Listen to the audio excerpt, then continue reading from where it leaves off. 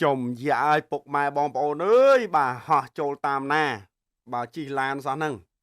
ចាប់ឡានដឹកពងទាជិត40000គ្រាប់លួចនាំមកពីប្រទេសវៀតណាមបំរុងចូលរាជធានីភ្នំពេញអគ្គនាយកដ្ឋានសុខភាពសត្វនិងផលិតកម្មសត្វបានពង្រាយកម្លាំងស្ទាក់ចាប់រថយន្តដឹកសុទ្ធទាជិត40000គ្រាប់ដែលលួចនាំចូលមកពីប្រទេសវៀតណាម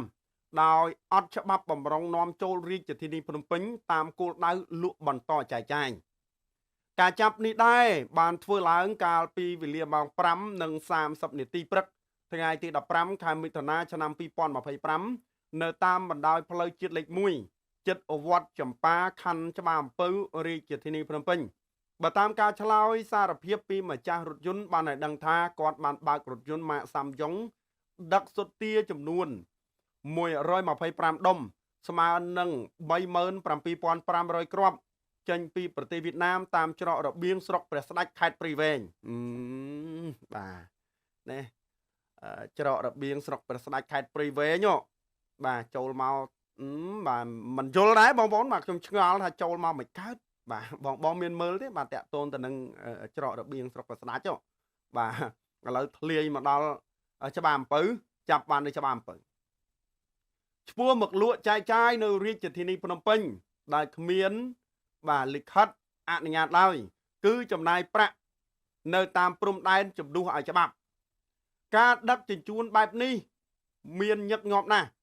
លួបើករថយន្តមកជិតដល់វត្តចម្ប៉ាក៏ជួបកម្លាំងជំនាញពាត់បាទស្ទាក់ចាប់បានតែម្ដងបន្ទាប់ពីបង្ក្រាបមន្ត្រីជំនាញហ្នឹងបាននាំយកវត្ថុតាងនិងបាត់ល្មើសទៅរក្សាទុកនៅទីតាំងចតាល័យស័ករបស់អគ្គនាយកដ្ឋានសុខភាពសត្វនិងផលិតកម្មសត្វដើម្បីអនុវត្តតាមនីតិវិធីផ្លូវច្បាប់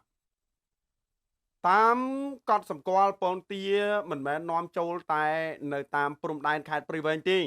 កន្លងមកនាំចូលដោយរលូនពីប្រទេសវៀតណាមតាមច្រកភ្នំដិនខេត្តតាកែវហ្នឹងក៏មានដែរមានតែលោកតាបាទប្រាក់បណ្ដោះជំនួសឲ្យច្បាប់លួមកដល់ជិតភ្នំពេញទើបមានគេចាប់អ្នករកស៊ីបែបនេះចិញ្ចឹមតែមន្ត្រីជំនាញតាមច្រកព្រំដែនជាជាងសុំច្បាប់ដែលចំណាយលុយអស់ដូចតែគ្នាបាទចឹងពុកម៉ែបងប្អូនឃើញថាព័ត៌មាននេះ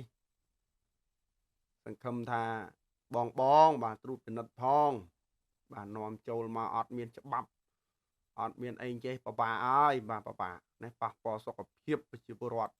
តាក់ទងមកទៅនឹងព័ត៌មានក៏មានតែប៉ុណ្្នឹងដែរជាចុងក្រោយសូមជម្រាបលា